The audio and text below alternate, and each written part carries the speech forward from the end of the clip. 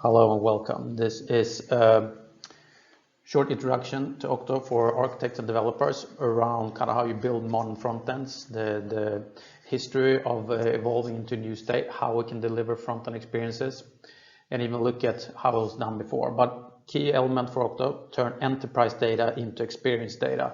How do you move data from an enterprise state into an experience state where it's easy for front-ends to consume that data, so vertically make data available. Looking a bit at the Occtoo architecture, so we're a cloud native serverless function. So the first part of Occtoo is sources. How do you onboard data into Occtoo? So that's the source, and it's key value. So there's no model, there's no structure in order for you to push data into Occtoo. And the source can either be one-to-one to the physical source, but you can also break up that physical source into different logical sources within Occtoo. But it's key value, data providers pushing data into Occtoo. Next part is what we call card, and card is a bunch of different services making different attributes from your sources available and mounted into different cards, and it can even unify different attributes from different sources into one card. This card is then used as a template for defining and slicing and dicing in the data in what we call the segments.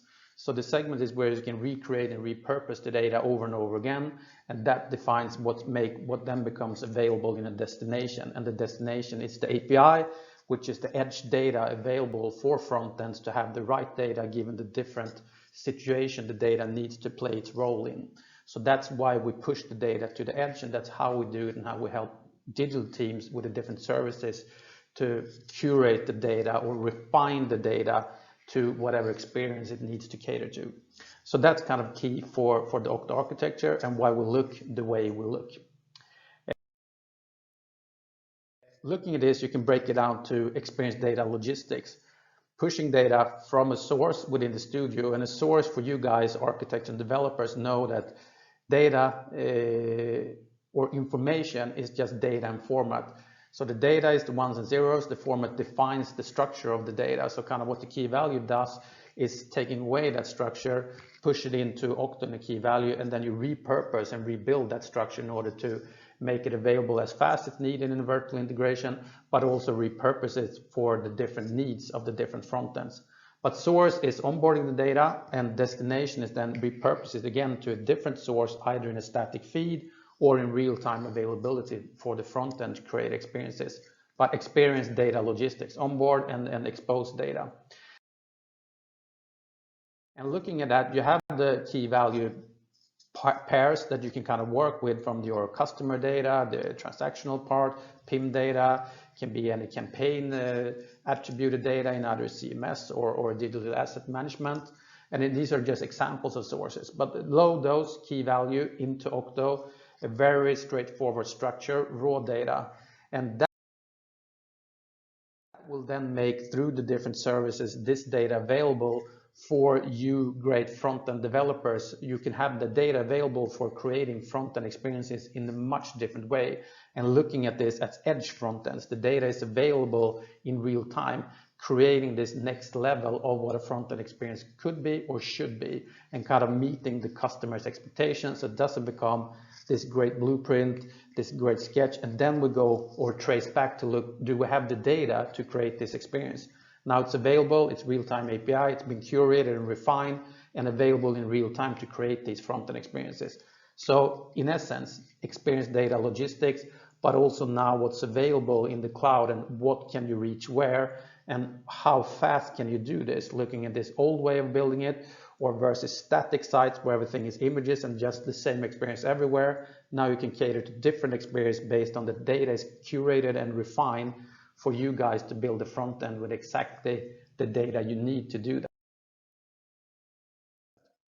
And it's also geoscaled in a way that you can have this experience wherever you are. So Occtoo helps you with a geoscaling of the experience data, making it as fast wherever you are. So the time to deliver for our content is for the front end and the customer to create that experience. And also in Occtoo, we have what we call the UX container, where you can deploy these experiences and then can scale as well. So it becomes very easy to innovate and try or fail fast, as we like to call it, in order to make sure what really works. But the geoscaling and speed of this is super important because that's what creates the great experience for the customers and for you guys building cool front ends, you know that performance is really important, but the same experience every time is not very interesting either.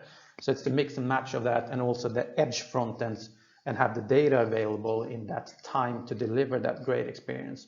But destination, edge data, and geoscaling of this experience data as well, key elements in looking at Occtoo. And moving forward here, we can look at the history and kind of the different approaches that have been taken in order to deliver this.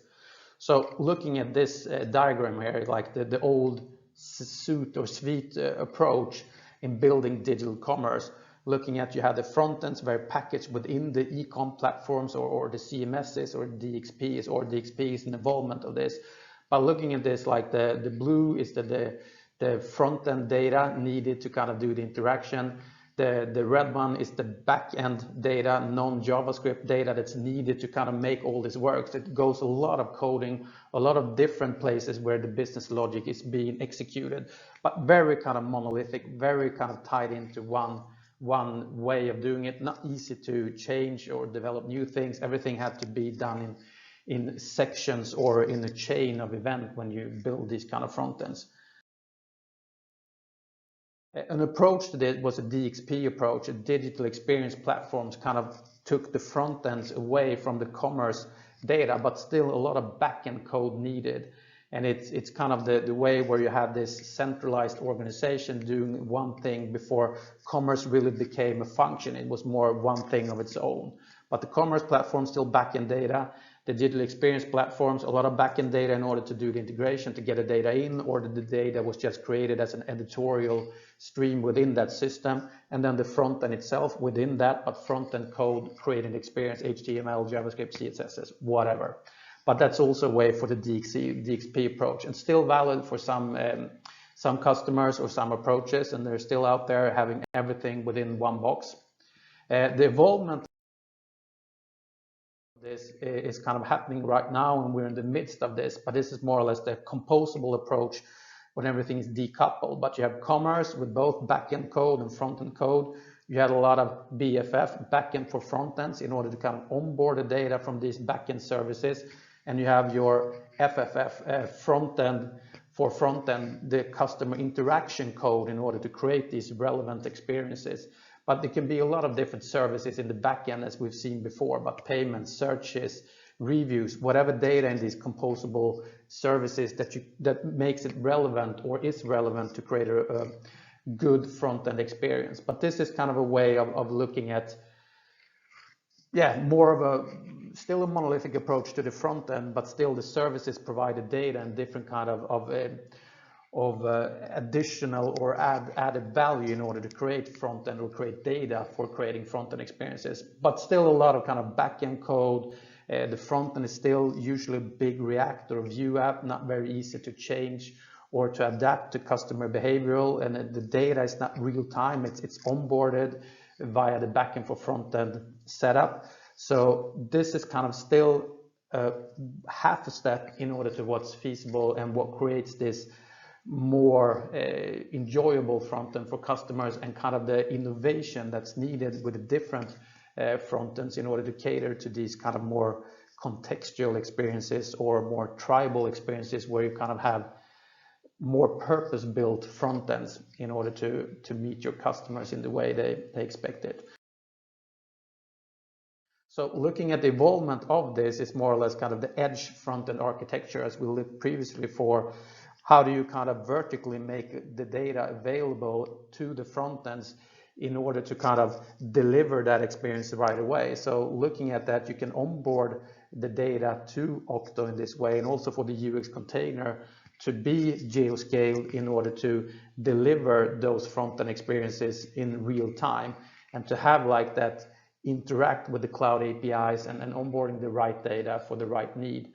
That's also very important, but also kind of the metaphor that Gardner's working with, experience data fabric, but also the composition of that, what's kind of that material that you need in order to create that front-end experience. But the Occtoo UX container is a place where you can deploy that front-end code, and the data is then delivered through the Occtoo APIs, or the destinations as we call them. And looking at that kind of is pulling this together here as well, looking at kind of the backend data vertically and persist that inside of Occtoo, looking at this front-end for front-end technology with edge micro front-ends in order to kind of deliver front-end experiences, but also kind of having the data actionable in real time in order to create these personalized, relevant experiences, and loads of them as well. When the data is available, it becomes more or less for the FFF, the front-end data or the front-end experience.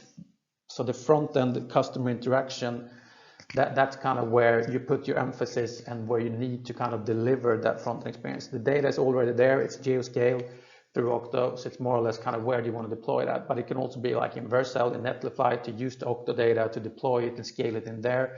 You can kind of start your hotbed within Occtoo with a UX container, but you can scale in or out of that depending on where you want your front end to live. But it's also where do you execute your business logic? What do you kind of do? So in this case, it becomes more or less about building these micro front ends or edge data front ends, and less about looking where's the data or setting up different type of data layers. It's geoscale, it's already there, so it becomes more or less be innovative in how you meet or interact with customers, creating front-end apps and using modern technology in order to do that, because the data is already there and it's been unified through Occtoo and delivered through that.